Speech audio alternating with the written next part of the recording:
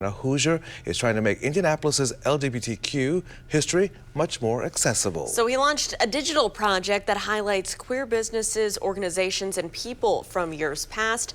WRTV's Nico Panisi is live downtown in Indianapolis to share his story. Nico, good morning. Yes, good morning. It's called Queer Circle City, a collaborative history of all things LGBTQ here in Indianapolis. Its creator, Hunter Vale, says what began as a way to fill some time while stuck at home during the pandemic blossomed into a passion project. You have Metro and classic video. By day, Hunter Vale works in the hospitality industry, but in his free time, I love this cover. He runs Queer Circle City, an Instagram account focused on preserving and showcasing the history of LGBTQ establishments, movements, and people right here in Indianapolis. He uses social media because he says it makes the information more accessible, digestible, and appealing to a generation who didn't live through this history and may not be educated about it. I really hope this exists to highlight the work that other people are doing. I really am only a middleman. I'm only just kind of making it more accessible. There are people doing extensive work and really preserving this in the right way. Vale insists he's not a historian, rather a lover of history. That's one of my favorites. He started the project in 2020, taking photos and profiling current standing gay bars that were shut down during the pandemic. Today, he pulls from collections like the Chris Gonzalez Library and Archives or the Works magazines, anecdotes sent to him, and his own personal collection. A lot of this is where I get leads now. I mean, I search every day.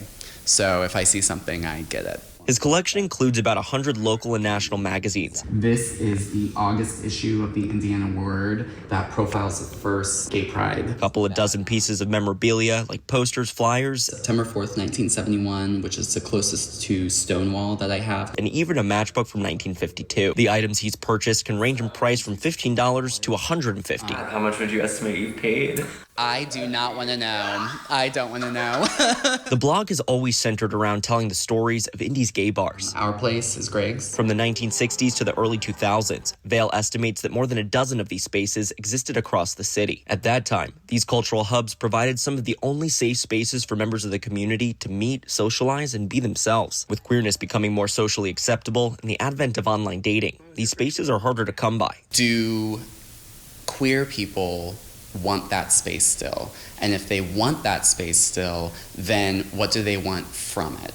That's the main question. What do we want from a gay bar? Vale's current series on the blog is called Memories from Here. Folks send in a photo and provide the story behind it. There's one thing to talk about AIDS and go, okay, well, in the 80s, that's all you could do is survive. But they also lived. They made gay bars. They got married. Talk to the people and get to know them. Because the reason we have such a privileged life is because of the struggles they went through. And if you or someone you know has a story they'd like to share for the Memories from Here series and be featured on Queer Circle City, Vale encourages you to reach out to him. Back over to you, Todd.